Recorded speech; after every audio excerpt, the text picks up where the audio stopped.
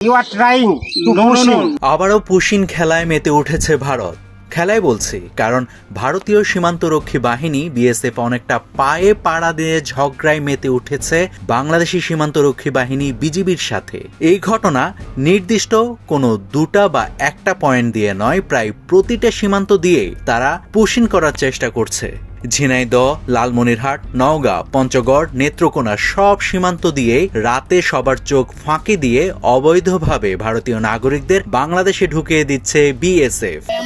যদি কেহ সীমান্তের কাছাকাছি আসেন তাহলে আমরা অবশ্যই আইনানুগ ব্যবস্থা গ্রহণ করতে বাধ্য হব। এদিকে দেশের সার্বভৌমত্বের প্রশ্নে এক ফোঁটাও ছাড় দিচ্ছে না বাংলাদেশের সীমান্তরক্ষী বাহিনী বিজিবি। এদিকে ভারতের এক পুলিশ কর্মকর্তা স্বীকার করেছেন যে জেল থেকে আসামিদের ধরে এনে বাংলাদেশে পুশিং করছে বিএসএফ।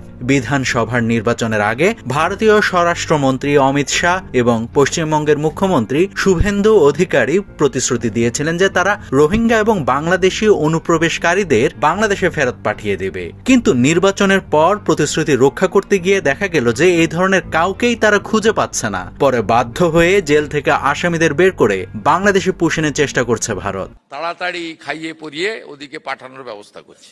এদিকে কদিন আগেই শুভেন্দু বলেছিলেন, আমাদের সবচেয়ে বড় ইস্যু ছিল সীমান্ত সুরক্ষা, আমরা বিএসএফ কে প্রতিদিনই ল্যান্ড দিচ্ছি, অগ্রাধিকার ছিল চিকেন নেক এলাকা, সি এর আওতায় যারা পড়েননি তাদেরকে ডিপোর্ট করার কাজ শুরু করেছি আমরা। ভারতের আইন ছিল তাদেরকে জেলে না পাঠিয়ে সরাসরি বিএসএফ এর হাতে হ্যান্ড ওভার করা, কিন্তু এতদিন পশ্চিমবঙ্গে জামায় আদর করে তাদের জেলে পাঠানো হতো, আমাদের ভাত আমাদের ওষুধ খেত ওরা, আর আরামে ভেতরে বসে থাকতো। তবে এবার এখন পর্যন্ত 4,800-কে ওপারে পাঠিয়ে দেওয়া হয়েছে, আরো 836 জন আছে হোল্ডিং স্টেশনে। এমনিতেই ভাগো পালাও। বিশ্লেষকরা বলছেন পুশিং করে যাদেরকে পাঠানো হচ্ছে তারা আসলে ভারতীয় নাগরিক। এর কারণ পঞ্চগড়ে নোম্যান্স ল্যান্ডে যাদের পাঠানো হয়েছে তাদের 36 ঘন্টা সেখানে রাখা হয়েছিল, তারা রৌদ্রে পুড়েছে, বৃষ্টিতে ভিজেছে। তবে লম্বা সময় পর বাংলাদেশি সীমান্তরক্ষী বাহিনী বিজিবির চাপের মুখে ভারত তাদের ফিরিয়ে নিতে বাধ্য হয়। বিশ্লেষকদের মতে নিজেদের নাগরিক না হলে ভারত এই মানুষদের কখনোই ফিরিয়ে নিত না। অন্যদিকে নোম্যান্স ল্যান্ডে ফেলে যাওয়া সেই দলের মধ্যে ছিল প্রচুর শিশু।